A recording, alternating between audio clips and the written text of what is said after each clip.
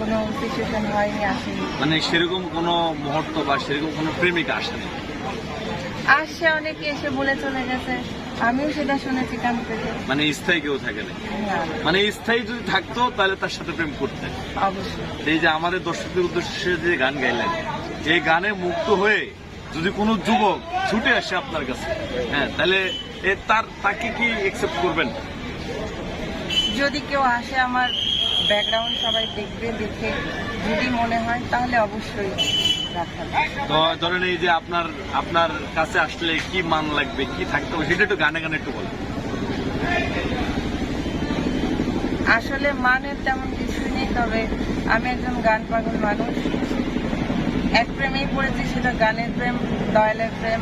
আমি সেখান থেকে একটি গান করছি। আমার খাজা বাবার আশেক যারা